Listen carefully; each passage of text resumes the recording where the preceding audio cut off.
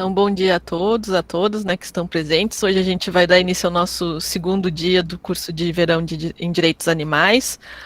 O módulo dessa manhã ele vai ser ministrado pela Gabriele Fagundes, que é doutoranda do programa de pós-graduação em Direito. A Gabriele também é formada em Direito pela UFSC, tem mestrado em Direito também pela UFSC, e agora está cursando o doutorado. E ela vai falar conosco, né, nesse módulo, sobre por que a justiça climática precisa dos direitos animais. Então, acho que são dois temas bem atuais, né, não só por ser o tema do nosso curso, mas também porque essa questão climática ela vem ganhando, né, bastante espaço de discussão nos últimos anos.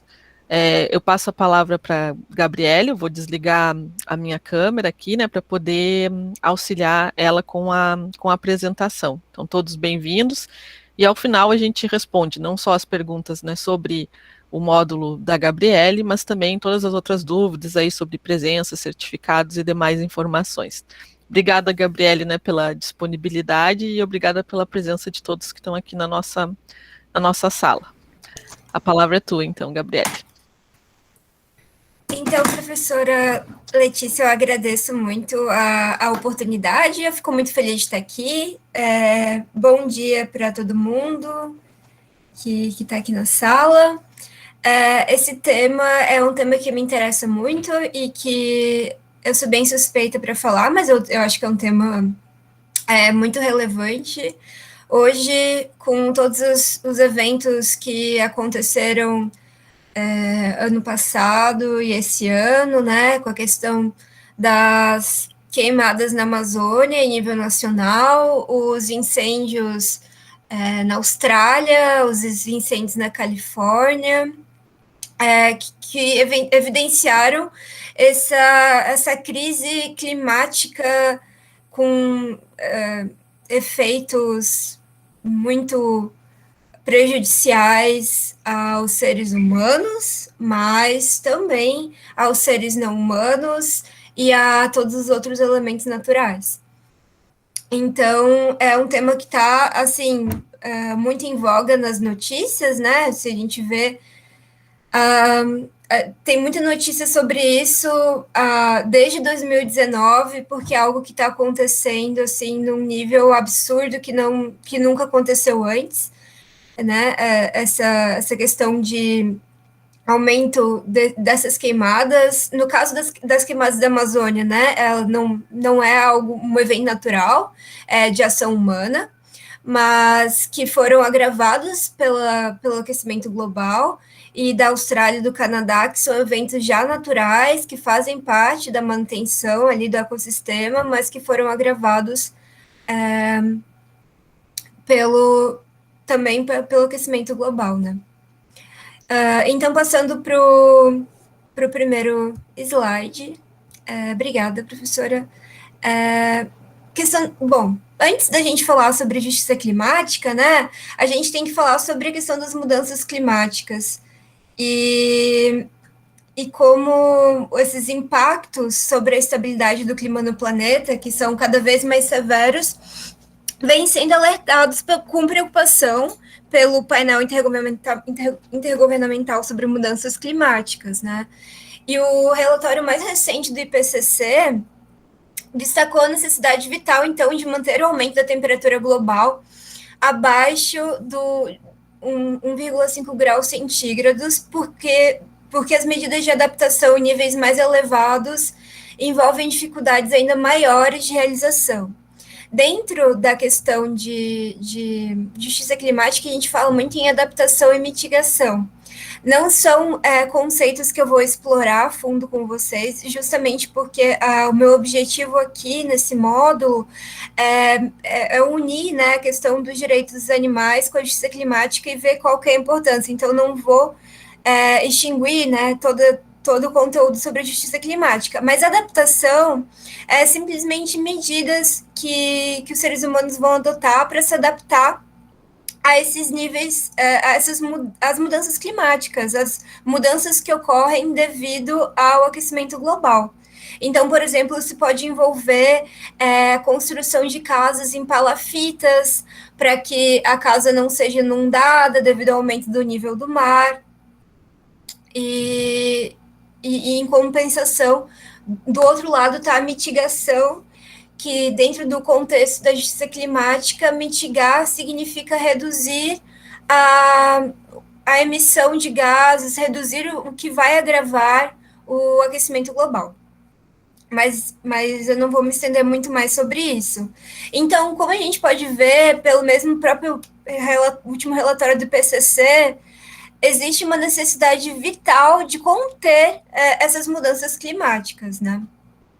Devido aos impactos sobre a estabilidade do clima no planeta e os impactos sobre os ecossistemas e aí sobre todos os seres que vivem no planeta e que estão todos interconectados. Então, passando para o próximo slide, esse documento enfatizou ainda que há evidências científicas de que temperaturas mais elevadas implicam impactos negativos por meio de eventos cada vez mais intensos e frequentes no ecossistema, na biodiversidade, na segurança alimentar, nas cidades e nas atividades comerciais. Esses eventos extremos, né, é o que eu falei, a gente está vendo numa base diária, assim, né? O que nessa primeira foto, a questão das queimadas da Amazônia, que estão impactando populações vulneráveis, populações indígenas, populações de animais não humanos, a questão de toda a flora fundamental para essa população e para o ecossistema em geral, né? Aí, passando para a próxima foto, no próximo slide, temos também outro exemplo de um evento extremo, né? De um furacão. Agora mudou, agora está em outra tela, prof. Mas enquanto você conserta isso. Então, questão de maiores eventos extremos, né? Questões de furacões que causam inundações, desestruturam a vida em sociedade, causam danos a todos, né? Não só aos seres humanos, mas aos animais e aos ecossistemas e aos elementos naturais que fazem parte da fauna. Passando para o próximo slide. Temos aqui mais queimadas na Amazônia, né? Queimadas na terra do produtor rural José Silva de Souza, no Antônio de Matopi, no sul do Amazonas. A gente tem diversas fotos, né? A gente tem muitos registros do que aconteceu, porque essas queimadas foram num nível absurdo, jamais visto. Passando para a próxima foto, então. Os incêndios no Pantanal, que estão impactando espécies ameaçadas de extinção, né, como as araras azuis, e além de vários outros animais muitos outros animais que vivem na região. E esse relatório, então, destacou também que os direitos humanos, né, como o direito à saúde, à participação, à vida, ao direito à informação, e a justiça, cuja violação está diretamente integrada e relacionada ao aumento da temperatura, devem integrar as políticas e os compromissos relacionados às mudanças climáticas. E aí tem uma foto, né, de populações indígenas que tiveram que ser realocadas devido aos incêndios do Pantanal e que, nesse contexto de pandemia, ficam expostos ao Covid, né, por terem que sair dos seus locais de moradia, que são um pouco menos expostos. Então, você vê como as mudanças climáticas, essa questão da justiça climática, que eu vou, de forma mais pormenorizada, adentrar daqui a alguns minutos, assim. As populações que já têm os seus direitos mais fracamente garantidos são as populações que vão mais sofrer esses efeitos, né? E é um quadro, assim, patente de injustiça. Então, nesse contexto da justiça ou injustiça climática, né, a gente pode ver que existe uma desigualdade nas emissões de gases de efeito estufa pelo mundo, né? Os 10 maiores emissores de gases de efeito estufa, emitindo mais de 60% das emissões, concentrado, né, nesses 10 maiores emissores, sendo a China, os Estados Unidos e a Índia os maiores emissores. E o Instituto Germanwatch apresentou os resultados do Índice Global de Risco Climático 2020 durante a COP25 em Madrid, e de acordo com essa análise, com base nos impactos de eventos climáticos extremos e nas perdas socioeconômicas que eles causam, Japão, Filipinas e Alemanha são os lugares mais afetados pelas mudanças climáticas atualmente.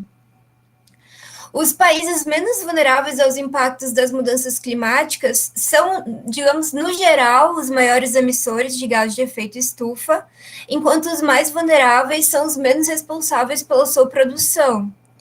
O estudo aponta que há previsão dessa relação mudar em 2030, né? Porque os países mais vulneráveis estão crescentemente tendo uma média de emissão maior. Você pode ver que, tipo, a Índia já é um dos maiores emissores, né? A China também. Então, essa dinâmica está mudando, mas ainda os países mais vulneráveis, e dentro desses países, as populações mais vulneráveis são os que sofrem mais com as mudanças climáticas. Então, passando para o próximo slide, né? O que é a justiça climática? Essa foto eu achei muito interessante, porque é de um projeto internacional artístico em que, da Art of Change 21, que é uma associação que promove a conscientização do público sobre a questão climática. E essas máscaras que eles estão usando, né, com vários efeitos e recursos artísticos, não são máscaras do Covid, né, não são máscaras destinadas a nos proteger de doenças, mas são máscaras para a questão de proteção, né, da poluição.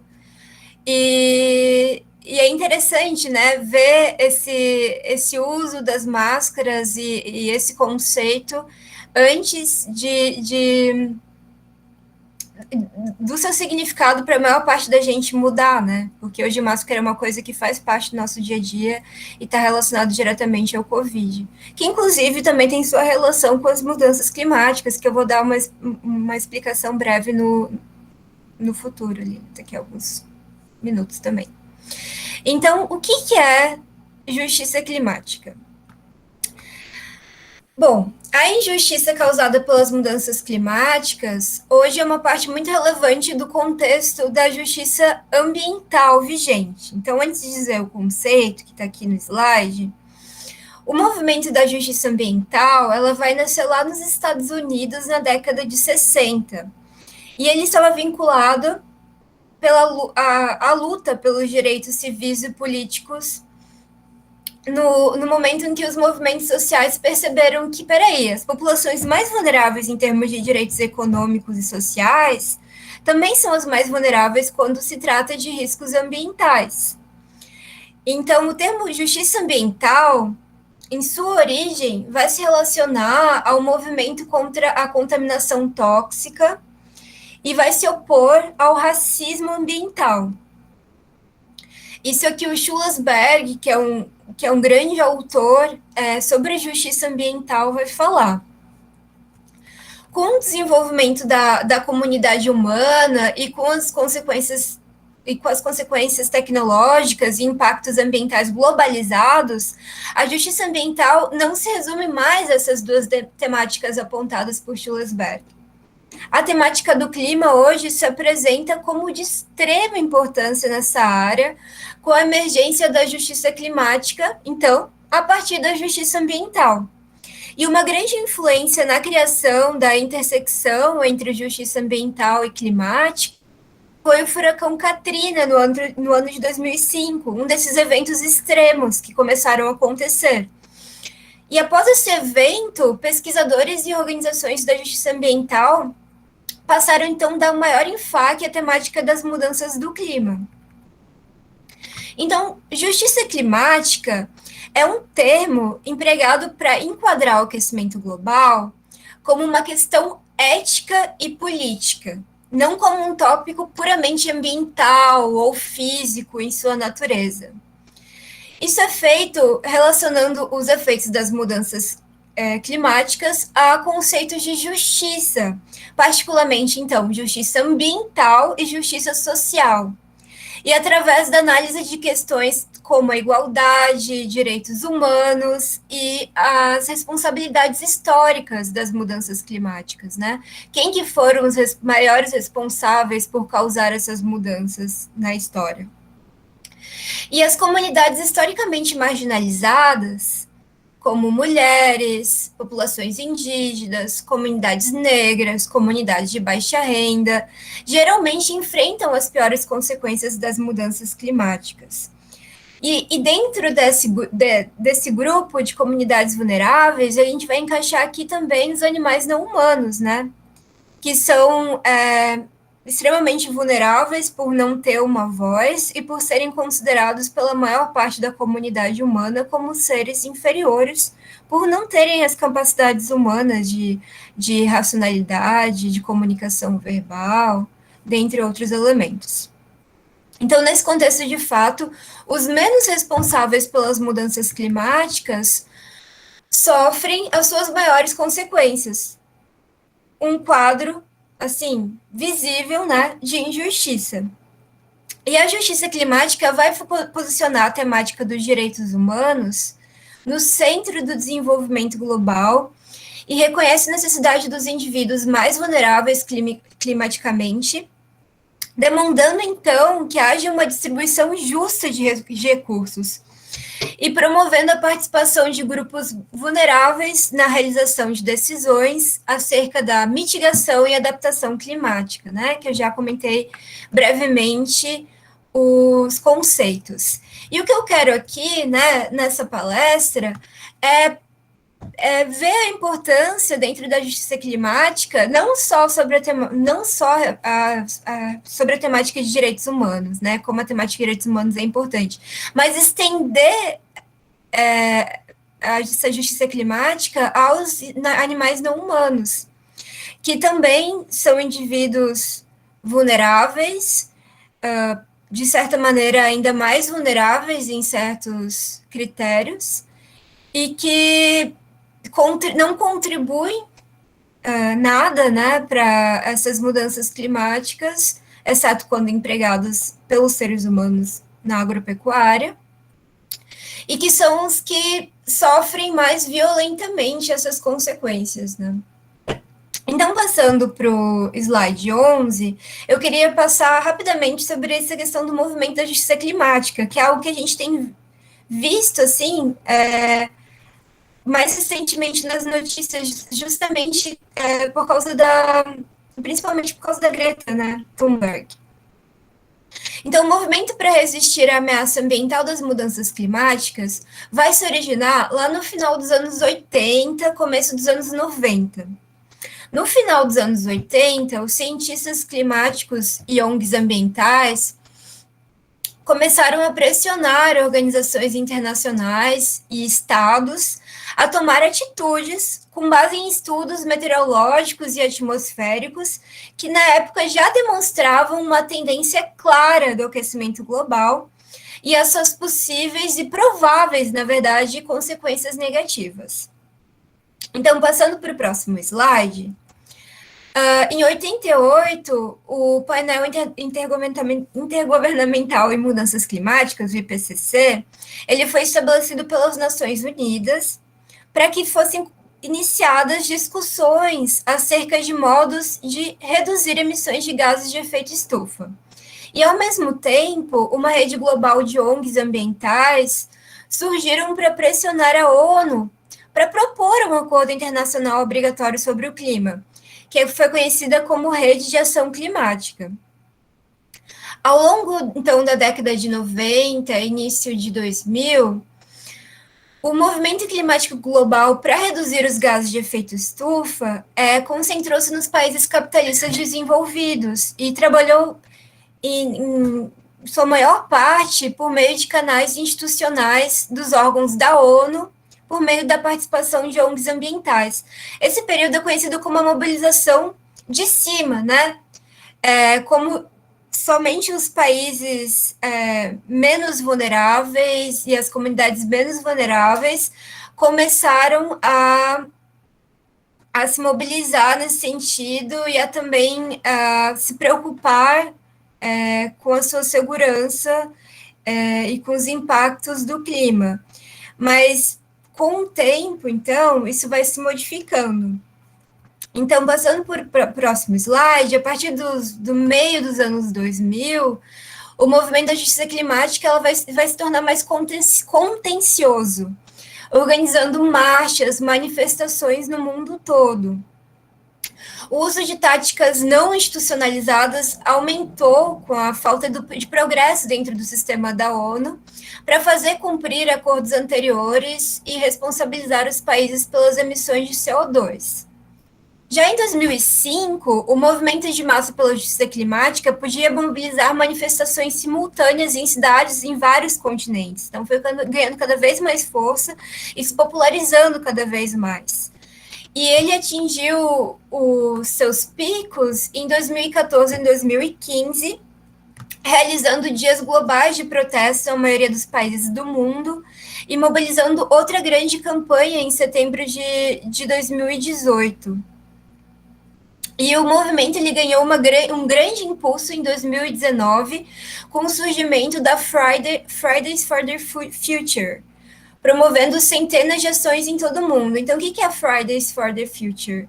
É um movimento que começou em agosto de 2018, depois que a Greta Thunberg, então com 15 anos, e outros ativistas jovens sentaram-se em frente ao parlamento sueco todos os dias escolares durante 3 semanas, a fim de protestar contra a falta de ação na crise climática.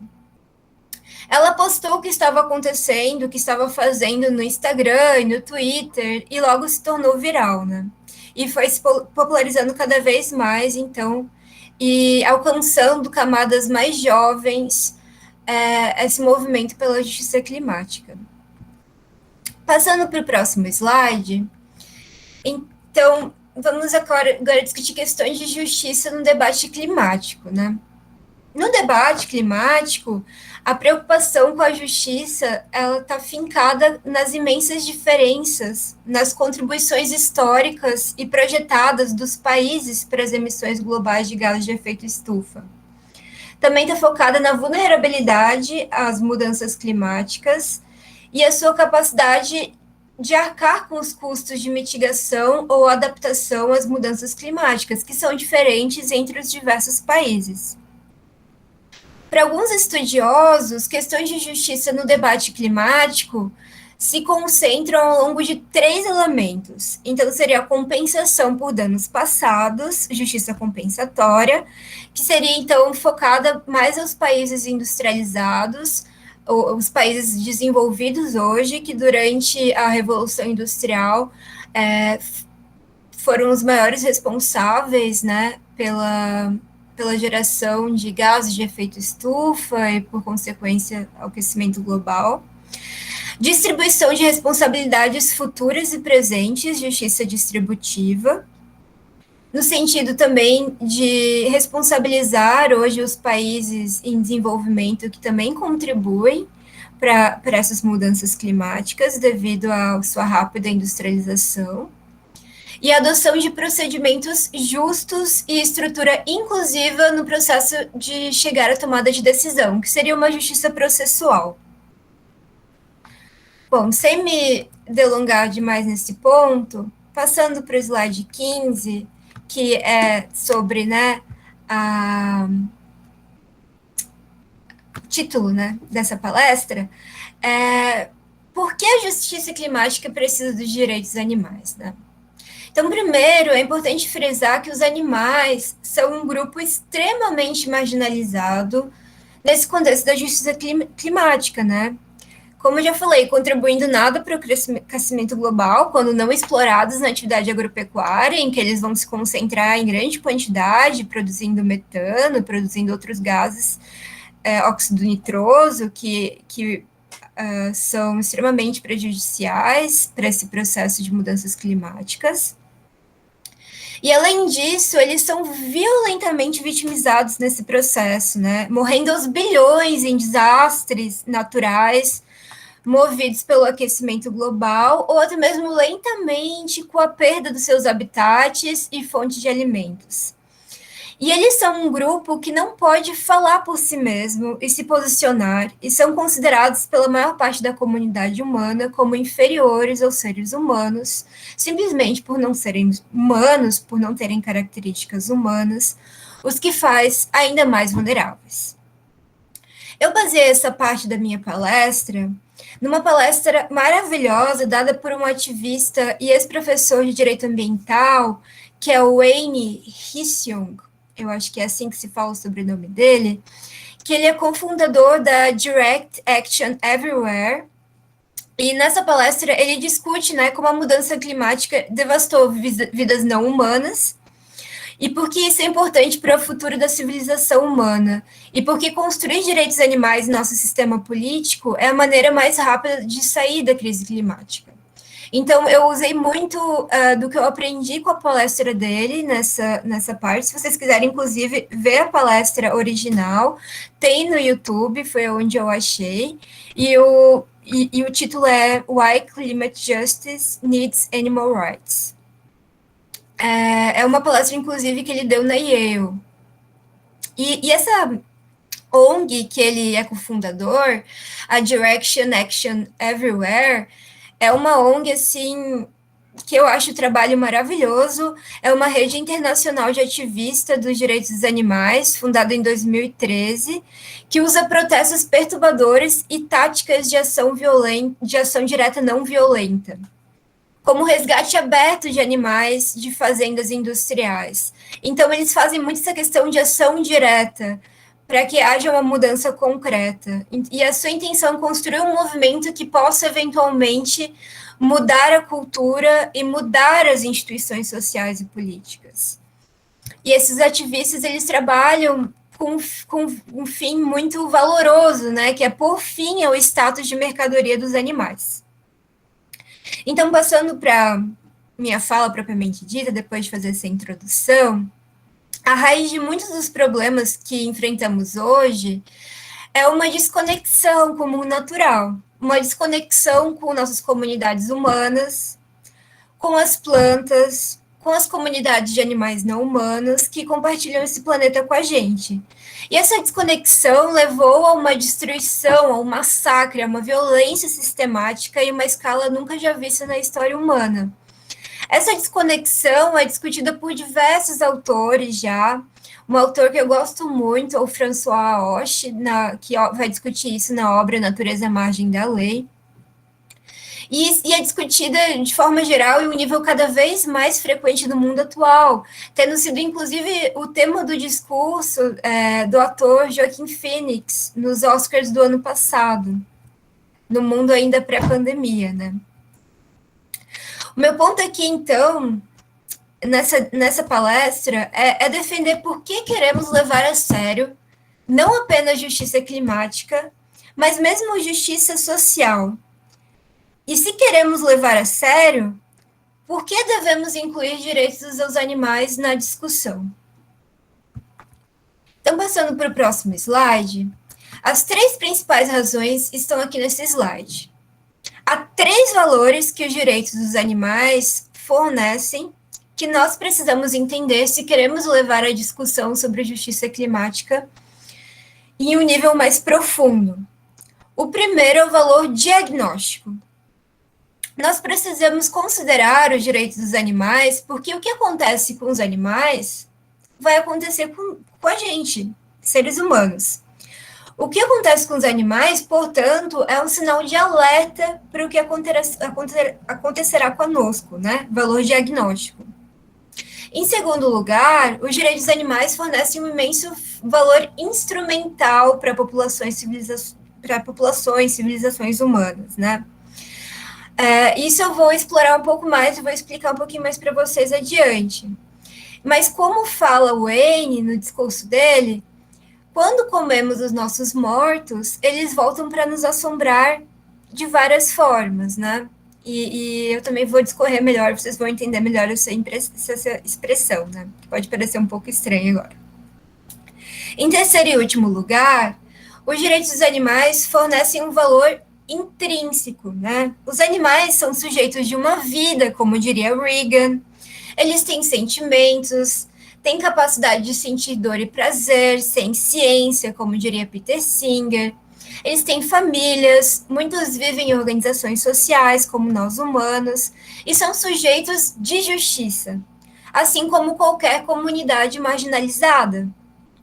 Então, se queremos realmente ter uma comunidade justa, se acreditamos que a nossa sociedade é justa, devemos impor um teste de estresse político, nas palavras do Wayne, nas nossas instituições, para testar, então, como os mais marginalizados estão sendo tratados. Porque, afinal, o teste de justiça não é comprovar como os mais poderosos e os mais ricos estão sendo tratados. Porque em todas as sociedades, mesmo em ditaduras, os ricos e poderosos são tratados de forma decente. Então, testar se temos boas instituições políticas, um bom sistema político, é comprovar que os marginalizados estão sendo tratados com respeito. Então, passando para os próximos slides, existe uma intersecção entre a justiça climática e direitos dos animais, que eu vou mostrar agora para vocês através de imagens.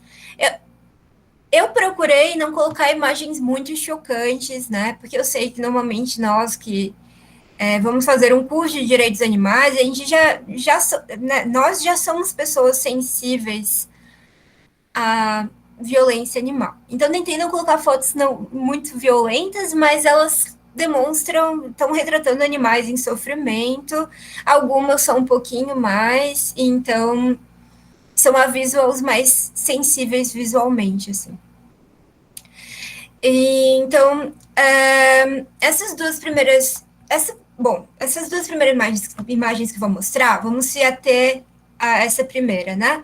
É de um vídeo de 2018 da National Geographic, que ficou muito popular na época, houve muita polêmica, inclusive de pessoas que disseram não, mas esses animais que estão sendo retratados não estão morrendo devido ao aquecimento global, com essa visão meio negacionista, justamente porque chocou muito a população na época, e sempre quando há um choque muito grande, as pessoas tentam entrar meio que numa negação, né? Mas então, ursos polares têm vivido no Ártico por milhões de anos, mas nos últimos 30 ou 40 anos, todos os alimentos em que antes eles dependiam estão desaparecendo, porque o gelo está desaparecendo. E tem sido muito mais difícil achar um lugar para caçar e encontrar alimento. Então, como retratado nessa imagem, pela primeira vez na história, ursos polares fêmeas, com seus filhotes, têm sido forçados a ir atrás de presas que não são presas naturais, né? E aqui mostra uma foto dela com seu filhote indo atrás de uma morsa. Prof, pode passar para o próximo slide. Obrigada. Então, aí essa é uma outra foto dela tentando atacar a morsa. A morsa é um animal de 600 a 1.300 quilos, aproximadamente. Enquanto uma mãe urso polar, como essa da foto, tem aproximadamente 200 quilos. E o que os estudiosos têm visto estudando em loco no Ártico ursos polares tentando atacar animais que são muito maiores e que eles não deveriam estar tentando consumir. Então, o que acontece é que quando ursos polares não conseguem achar gelo do Mar Ártico, onde tradicionalmente eles conseguiam encontrar gelo, eles continuam nadando, e eles têm que ir mais ao norte.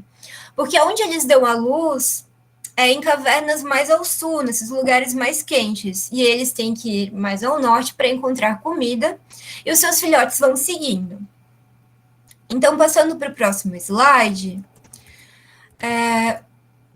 um estudo recente que colocaram coleiras para rastrear essas mães ursos polares em áreas em que o gelo do mar Ártico está começando a desaparecer, é que esses ursos estão sendo forçados a nadar mais de 640 quilômetros em 9 dias, porque eles vão nadando esperando encontrar gelo e o gelo nunca aparece. E um estudo mostrou que metade dos filhotes de ursos polares nessas regiões de pouco gelo estão morrendo afogados. Então, quando os fotógrafos, no caso da National Geographic, que tiraram essas fotos, vão subindo ao norte, eles estão vendo cenas de forma cada vez mais frequente como essas, retratadas assim nessas 4 imagens. Quando as mães chegam nesses lugares ao norte e os seus filhotes morreram, e elas estão literalmente morrendo de fome, porque elas nadaram por 9 dias sem parar e elas chegam em uma terra em que não há mais comida. E, em alguns casos, só o que esses ursos polares têm para se alimentar é lixo. Então, são cenas bem tristes, né?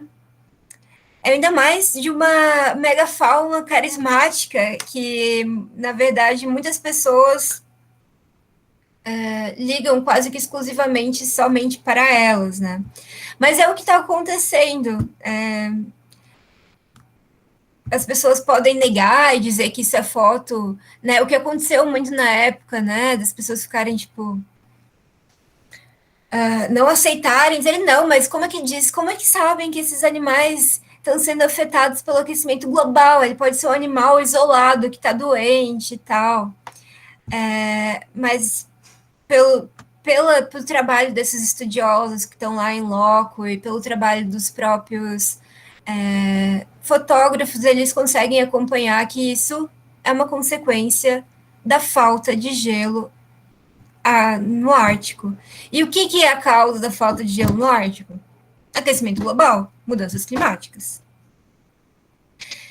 Bom, então, os ursos polares, eles só são 1 em 1 milhão de espécies que vão desaparecer do planeta enquanto a próxima geração viver, se a gente não fizer nada contundente a respeito das mudanças climáticas e destruição de habitats. E enquanto ursos polares são, então, como eu falei, a megafauna carismática, e obviamente todo mundo liga para eles, porque eles são mamíferos, eles são fofos, é importante saber que há muitas outras formas que as mudanças climáticas estão dizimando animais não humanos. E aí a gente passa para o próximo slide.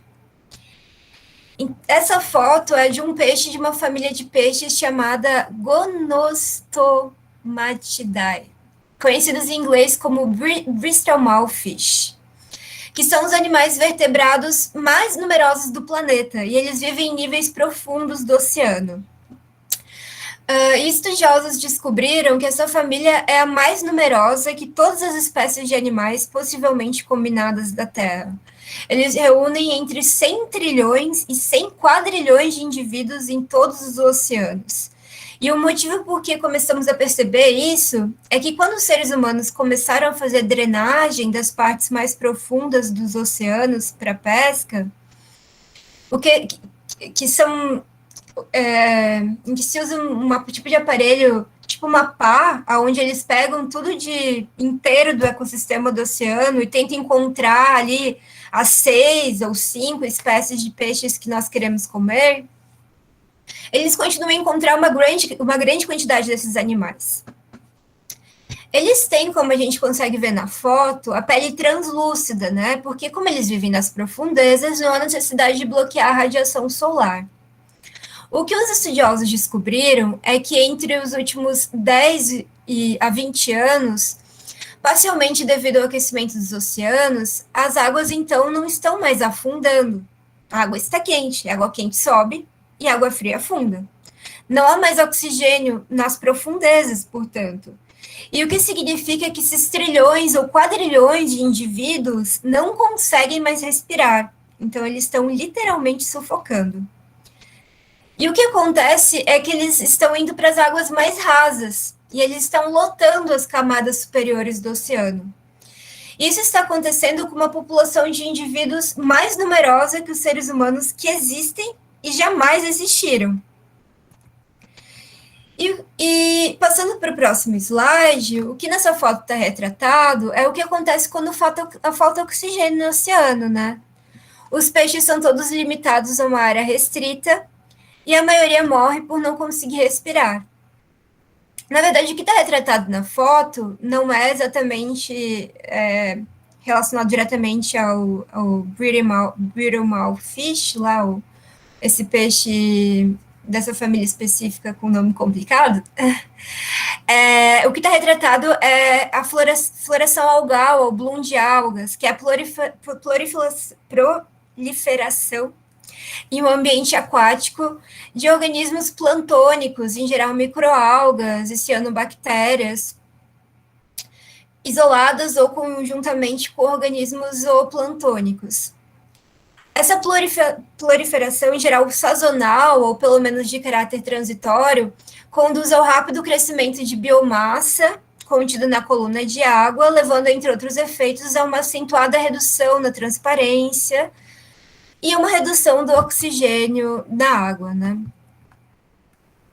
E esse fenômeno, em geral, é consequência do enriquecimento em nutrientes do ambiente aquático, né? Em outras palavras, a poluição. Então, é um fenômeno similar, porque o oxigênio do oceano vai se esvaindo e os animais morrem em decorrência disso. Então, isso é uma consequência, isso é algo que acontece com esses animais que, devido ao aquecimento global, não conseguem mais respirar no seu próprio habitat. Passando para o próximo slide. Bom, nessa foto é sobre um tema que a New York Times escreveu há um tempo atrás, que é como o ornitorrinco, nos últimos anos, devido ao maior calor causado pelo aquecimento global, estão perdendo seu habitat, né? Muitas lagoas e correntes em que esses animais aquáticos viviam estão secando, e esses ornitorrincos que viviam nesses ecossistemas aquáticos, às vezes por centenas de milhares de anos, agora não tem mais água para viver e estão começando a morrer de fome, né? Porque toda a comida que consumiam vinha do ecossistema aquático que está desaparecendo. Então, você tem esses ornitorrincos caminhando muitos quilômetros para se alimentar. E eles não caminham muito bem, porque eles não têm pés adaptados para isso. E o que acontece é que eles morrem lentamente desidratados, ou eles são atropelados por carros, ou predados até mesmo por animais domésticos, quando perto de centros urbanos, como gatos e cachorros. E cientistas descobriram que nas 2 últimas décadas, 41% do alcance territorial que tinham ornitorrincos não tem mais. Eles já se extinguiram nessas regiões, devido ao aquecimento global. O interessante é que essa notícia do New York Times, que eu encontrei, é de começo de fevereiro de 2020. E em julho de 2020, eles fazem uma reportagem sobre o retorno dos ornitorrincos. Porque alguns ornitorrincos eles foram resgatados dos incêndios na Austrália. E depois de alguns meses de recuperação, eles foram lançados novamente no pântano em que eles viviam. E como se sabe, o agravamento dos incêndios australianos é consequência do aquecimento global. Esses animais viviam na reserva natural Tibimbila e tiveram que ser levados a um zoológico local para não morrerem queimados. E a equipe desse zoológico, em dezembro de 2019, em que eles fizeram esse resgate, eles só conseguiram resgatar 7 ornitorrincos, né? Porque eles são animais de hábitos noturnos, então eles tiveram que resgatar esses animais durante a noite, no meio da fumaça e tal. Então o restante teve que se virar, na verdade. E essa foto que eu coloquei é de um dos ornitorrincos nesse zoológico, tendo essa recuperação antes de ser introduzido ao seu habitat, né? se recuperando dessas queimadas, desses incêndios ocorridos na Austrália, que também é fruto de aquecimento global. Como vocês podem ver, tudo está muito relacionado, né? Passando para o próximo slide, essa foto talvez seja uma das mais pesadas, de um dos incêndios da Austrália do ano passado, né? Você pode ver aí, é um canguru filhote que tentou escapar das queimadas, ficou preso nas grades e foi queimado vivo. Bom, é pesado para mim também. No próximo slide, aqui a gente tem alguns dados, né? Quase 3 bilhões de animais foram mortos ou deslocados pelos incêndios florestais da Austrália. Quase o triplo do valor estimado em janeiro de 2020, né? De acordo com o relatório divulgado em julho de 2020. 3 bilhões de animais. O número inclui cerca de 143 milhões de mamíferos, 2,46 bilhões de répteis, 180 milhões de pássaros e 51 milhões de rãs, descobriu o relatório encomendado pelo Fundo Mundial para a Natureza. O número de répteis é significativamente maior do que os outros, porque geralmente há mais deles por hectare do que os mamíferos ou pássaros, né? E passando para o próximo slide, essa foto é das queimadas da Amazônia né, nessa foto em específico, e essa foto é de 2019. O pico de fogo relacionado com o desmatamento, o pico de fogo que aconteceu nesses anos é relacionado com o desmatamento, né, na Amazônia e no Pantanal e no Cerrado, como foi se estendendo em 2020. E não como uma seca mais forte, como poderia se pensar. O fogo faz parte do mecanismo de limpeza do solo que foi desmatado para depois ser utilizado na pecuária ou no plantio. E esse fogo é fruto de ação humana, portanto. Já, né, voltando nossa atenção para a foto anterior, a flora da Austrália, por sua vez, ela evoluiu dentro de períodos de incêndios e ela está equipada com muitas estratégias para lidar com essas consequências. Então, a maioria dos incêndios da Austrália é causada por fenômenos naturais, por exemplo, raios. Mas o período de incêndios, que se prolongou de setembro de 2019 até agora, final de 2020, é resultado do agravamento do regime de incêndio devido ao aquecimento global. E apesar das altas temperaturas e secas ocorrerem naturalmente nesses ambientes ao longo do ano, é provável que o aumento nas temperaturas e secas prolongadas pioraram os incêndios em algumas regiões da Austrália. De novo, esses eventos têm ligação direta com as mudanças climáticas, com o aquecimento global.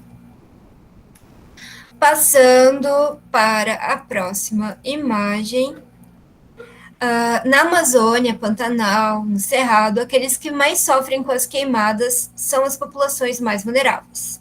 A população aborígene, as populações de baixa renda e os animais não humanos, evidenciando, então, uma clara situação de injustiça climática. Então, os indígenas, nessas tantas queimadas, perderam os roçados, mudas de plantas medicinais, árvores de espécies nativas da Amazônia, madeira beneficiada para a construção das suas moradias, mangueiras do sistema de abastecimento de água do poço artesiano, animais como o tatu, tamanduá, macaco, jabuti e paca morreram queimados, e muitos, né, obviamente, inalaram fumaça, prejudicando a sua saúde, né, inclusive entre eles idosos e criança, tendo todos esses que viver durante meses em um ambiente desolador e meio a chamas. E aqui essa foto, né, é do Acre, da parte no bioma amazônico, no Acre, E mostra realmente essa situação desoladora, né? De, tipo, essas comunidades indígenas no meio da sua terra, que por gerações lhe dá tudo que eles precisam e que agora foi desolada devido à ação humana, né? A ação humana agravada pelo aquecimento global, mas a ação humana de pessoas dessa mentalidade capitalista de querer limpar o solo e produzir mais, explorar mais o gado, explorar mais a terra para a produção de soja para o gado, enfim. Bom, passando para o próximo slide. Quanto à questão dos animais prejudicados nesses incêndios, nessas queimadas na Amazônia, eu só encontrei notícias da formação de uma força-tarefa de levantamento para se calcular a quantidade de animais mortos. Mas até agora eu não vi a publicação de dados concludentes, né? Eu vi essa notícia no G1 em setembro do ano passado, dessa formação de uma força-tarefa, em que eles basicamente vão recolhendo as carcaças dos animais que eles acham e vão contabilizando quantos animais dessa espécie morreram queimados, quantos animais dessa outra espécie morreram queimados, enfim. E as amostras iniciais dessa força-tarefa tiveram um predomínio de pequenos mamíferos e serpentes. Os animais menores são pegos facilmente pelo fogo, porque o seu deslocamento é curto e lento, mas também já foram encontrados mortos jacarés, onças e antas.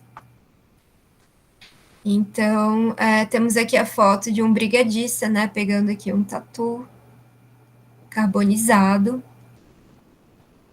Passando para a próxima foto, próximo slide, na verdade, que eu coloquei mais alguns dados, né? Então, só para vocês terem uma ideia, o Pantanal tem cerca de 2.000 espécies de plantas, 580 espécies de ave, 280 espécies de peixe, 174 espécies de mamíferos, 131 espécies de répteis e 57 espécies de anfíbios.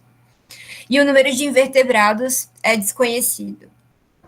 O bioma também é refúgio, né, para espécies ameaçadas de extinção que vivem em outras regiões, como o arara azul, que vocês viram na primeira foto dessa parte da apresentação. A arara azul tentando se proteger do fogo e da fumaça. O projeto Bicho do Pantanal estima que entre 30% e 30% das espécies de flora e cerca de 20% de mamíferos foram atingidos pelos atuais incêndios, com base em levantamentos anteriores. Claro, isso é uma estimativa, provavelmente é um número muito maior quando se vai ver na prática, né? Na Austrália foi a mesma coisa, se estimou em janeiro uma coisa, em junho, quando eles foram ver, em julho, quando eles foram ver, eram 3 vezes a quantidade de animais mortos que eles tinham previsto. Então, em dados da WWF de novembro de 2020, então somava-se 93.356 focos de calor na Amazônia. E em 2019, desculpa estar ali errado, foram 74.604. O Pantanal tem até aqui o pior ano da série histórica do INPE. São 21.115 focos desde o início desse ano, sendo que nesse mesmo intervalo de 2019 foram registrados 4.413 focos de calor, o que não é pouco, mas é muito menos. E segundo o Laboratório de Aplicações de Satélites Ambientais, uma área de 4,2 bilhões de hectares foi queimada no Pantanal. 28% do bioma consumido pelas chamas. Eu tô aqui largando aqui tipo dados para vocês, mas é difícil imaginar o quanto é isso concretamente, mas eu acho que esses dados nos ajudam a perceber a magnitude do impacto que esses incêndios, de novo, queimadas, né? Ocasionaram aos animais não humanos, as populações aborígenes que ali viviam, as populações de baixa renda que viviam nas comunidades urbanas próximas. Enfim, o impacto é realmente desolador. Passando para o próximo slide. Então, 1 milhão de espécies, como eu já disse, estão sendo extintas, devido à perda de habitat e devido ao aquecimento global. E esse número continua crescendo, né? Podemos ver que, devido ao aquecimento global, estamos vivendo a 6ª extinção em massa na Terra. Inclusive, tem até um livro que foi publicado ultimamente, que esse é o título, 6ª extinção em massa. Se eu lembrar depois o nome do autor, eu posso até passar para vocês pelo chat. Eu tenho, inclusive, esse livro em PDF, se alguém tiver interesse. Bom, mas muitas pessoas vão olhar essas imagens e vão perguntar por que isso importa. Ursos polares são fofos, ornitorrincos são fofos, mas eles não são seres humanos. Eles não são nós. Por que devemos levar isso a sério? E eu penso que mesmo que você veja a questão do aquecimento global de uma forma antropocêntrica, você ainda tem que considerar os direitos dos animais não humanos. Mas também temos que pensar, mas além disso, temos que pensar sobre quais são os nossos deveres intrínsecos ao mundo natural, aos outros habitantes dessa terra. E a primeira razão disso é o valor diagnóstico dos direitos humanos. Essa foto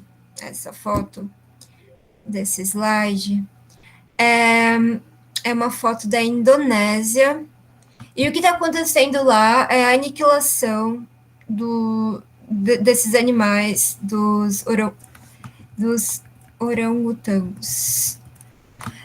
Houve uma redução de cerca de 100 mil nas suas populações, há apenas alguns milhares, há talvez centenas de milhares restantes. Eles só existem em 2 grandes ilhas, Sumatra e Bórneo, na Indonésia, e eles estão sendo exterminados devido à plantação de óleo de palma, mas uma outra grande causa são os incêndios causados e agravados pelas mudanças climáticas que estão desertificando o habitat dessa espécie.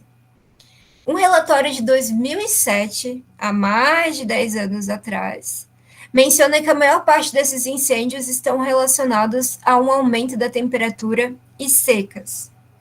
Se tivéssemos prestado atenção há mais de 10 anos o que tem acontecido com os orangotangos na Indonésia, teríamos previsto o que aconteceu na Califórnia em 2018, em 2019, em 2020. Na Austrália, no passado, em 2019, na Amazônia, né, ano passado, em 2019, que aí afetou muitas pessoas, não só os animais não humanos. Aí que é o valor diagnóstico, é perceber, esses outros animais que fazem parte dessa rede da vida que compartilhamos estão morrendo. Isso pode acontecer com a gente, isso provavelmente vai acontecer com a gente se nada for mudado. Então, passando para o slide 30, essa é uma foto dos incêndios que aconteceram na Califórnia no passado. Então, até o final de 2020, os incêndios na Califórnia queimaram mais de 4% dos cerca de 100 milhões de hectares de terra do estado, tornando 2020 a maior temporada de incêndios florestais registrados na história moderna da Califórnia. Isso de acordo com o Departamento da Califórnia de Florestas e Proteção contra Incêndios. Nesse contexto, houve 33 fatalidades, né, perda de vida confirmada, e 10.488 estruturas danificadas ou destruídas, além de dezenas de milhares de pessoas que precisaram ser deslocadas, evacuadas. Então, você pode ver o impacto humano imenso que houve devido a esses incêndios. Passando para o slide 31, temos aqui uma foto, né, dos incêndios na Austrália do ano passado, né? A temporada de incêndios florestais australianos de 2019-2020, de forma coloquial, é conhecida como Black Summer, que foi um período de incêndios florestais, assim, muito intensos em em muitas partes da Austrália. E aí a questão de pessoas que acabaram falecendo devido a esses incêndios. Há algumas informações contraditórias, mas que eu obtive no site oficial do Parlamento australiano, né? Em 4 de fevereiro de 2020, foram registradas 33 mortes, e em 6 de fevereiro, 2 dias depois, mais 10 mortes foram confirmadas. Então, além disso, um total de 3.094 casas foram perdidas em toda a extensão da Austrália. E mais de 17 milhões de hectares foram queimados também. A importância desse valor diagnóstico, então, consiste no fato de que do que vai acontecer com a gente, já que está acontecendo com muitas espécies, consiste em prever no que vai acontecer com a gente, já que está acontecendo com muitas espécies animais no presente. O que está acontecendo com os animais não humanos pode não parecer uma grande coisa, apesar de que é difícil não perceber que é uma grande coisa, né? Mas se não observarmos o que acontece com os outros habitantes dessa terra, nós somos todos partes da mesma rede da vida, né?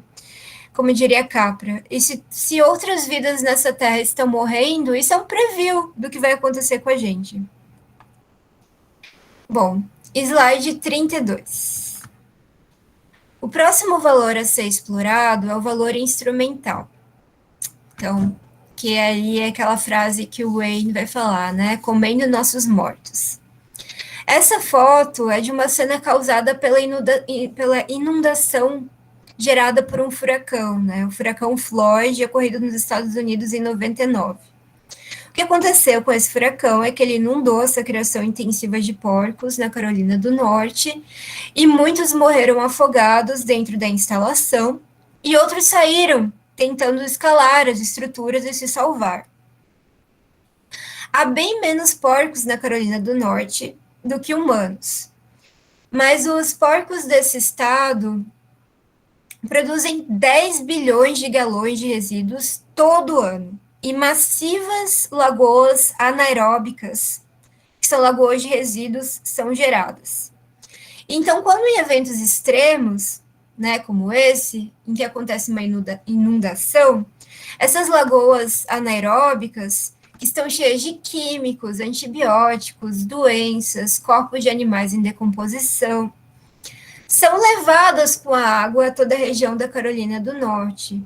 E, obviamente, são as comunidades de cor que vivem perto dessas fazendas que são as mais prejudicadas. Mais um exemplo, né, de uma injustiça climática diretamente focada no social, né? Focado no social, nesse caso. Vocês também devem saber que todos os resíduos dessas fazendas, assim como da criação de gado para carne e leite, produzem uma enorme quantidade de metano, e o metano é 28 vezes mais poderoso como um gás de efeito estufa do que o CO2. O desmatamento e a agropecuária respondem por 23% das emissões de gases de efeito estufa responsáveis pelo aquecimento global, isso num nível mundial. A perda da vegetação faz o planeta, por sua vez, absorver cada vez menos o CO2 em excesso da atmosfera, minando ainda mais a sua capacidade de combater as mudanças climáticas. E essa é uma das principais conclusões do relatório do IPCC, né, da ONU, do painel intergovernamental de mudanças climáticas da Organização das Nações Unidas, divulgado em agosto de 2019, que foi o primeiro relatório focado no uso da terra. Passando para o slide 33, Temos aqui nosso amigo morcego. Bom, é claro que também as doenças resistentes a antibióticos. 70% dos antibióticos humanos são dados a animais de criação nos Estados Unidos, né? Esse foi o dado que eu consegui, foi um dado mais norte-americano. E esses animais de criação geram, então, organismos resistentes dentro de si, que, então, vão passar para nós. E um exemplo de algo semelhante que aconteceu, né, que não necessariamente é relacionado a antibióticos, é a questão do coronavírus. Essa epidemia que a gente está vivendo há quase um ano. Em nível mundial, quase um ano, né? Bom, o coronavírus, né, ao comparar as entradas, vários grupos de pesquisa chegaram à conclusão de que o novo coronavírus provavelmente veio de morcegos, talvez por meio de um hospedeiro animal intermediário. Isso segundo o artigo da National Geographic. E esse contágio entre espécies veio pelo consumo da carne do morcego, através daqueles mercados, ou simplesmente pelo avanço da população humana no território onde viviam esses animais, né? Perda de habitat desses animais. Na Holanda e na Dinamarca, o coronavírus tem atormentado fazendas de visão, que é tipo uma doninha. E esses mamíferos peludos também são amplamente criados na China, então eles também poderiam ter sido um hospedeiro intermediário. Não existe, né, não tem respostas super concludentes sobre isso, mas são essas as respostas assim mais conclusivas e mais atuais que eu consegui obter. Então, nós matamos essas criaturas e elas voltam para nos assombrar, né? Nos assombrar destruindo o meio ambiente, nos assombrar destruindo a qualidade da nossa água e do nosso ar, nos assombrar literalmente destruindo nossos corpos, porque as doenças que estão matando eles irão eventualmente nos matar. O que o Wayne fala é que seria tipo um capitalismo zumbi, é o termo que ele utiliza. Bom, mas resumidamente agora, né, para concluir, eu vou deixar um bom tempinho para vocês me fazerem perguntas e fazerem colocações. Mas então, o que a gente pode levar dessa aula? Primeiro, a justiça climática não é apenas um conceito teorizado no direito e nas relações internacionais, mas é também um movimento social, é um movimento político, é um movimento jurídico de proporções globais. E a justiça climática, então, envolve o aquecimento global como uma questão ética e política. E se preocupa com as grandes diferenças entre as contribuições históricas dos países para as mudanças climáticas, as distintas vulnerabilidades a essas mudanças e as diferentes capacidades dos países em suportar os custos de mitigação e adaptação. Nesse contexto, as comunidades, sejam humanas ou não humanas, que são historicamente marginalizadas e cujos direitos já são mais fracamente protegidos, são as que mais sofrem as piores consequências das mudanças climáticas. E há 3 valores que os direitos dos animais fornecem que nós precisamos entender se queremos levar a discussão sobre a justiça climática a um nível mais profundo, a um nível que englobe, então, os direitos dos animais não humanos. E esses 3 valores é o valor diagnóstico, o valor instrumental e o valor intrínseco. Então, gente, assim eu concluo minha fala. Eu vou, então, deixar agora aberto para perguntas, vou conferir a pergunta de vocês no chat. Muito obrigada, professora, por me auxiliar passando os slides. Então, obrigada, Gabriele, pela apresentação. A Gabi nos apresentou aqui argumentos, né, retomando aqui o título, né, da fala dela, né, porque a justiça climática precisa dos direitos animais. Com certeza, a Gabriele nos apresentou aqui argumentos que sim, né, justificam a pergunta no sentido, a resposta, né, ao questionamento no sentido positivo. Sim, a justiça climática, ela precisa, né, dos direitos animais, como a Gabi nos colocou aqui. Eu te agradeço muito pela fala, né, Gabriele? Eu que agradeço. E recomendo também que vocês consultem, né, a pesquisa de mestrado da Gabriele, que está no repositório da Biblioteca Universitária da UFSC, em que ela trabalhou a questão da transgenia animal. Não é exatamente o tema aqui de hoje, mas ela é uma excelente pesquisadora, né, e pode ser um assunto que interessa o pessoal que está participando, né, do nosso curso. Eu vou encerrar a gravação aqui para a gente passar para a parte das perguntas e o vídeo não ficar muito pesado, né? Então, obrigada, Gabi. Agradeço.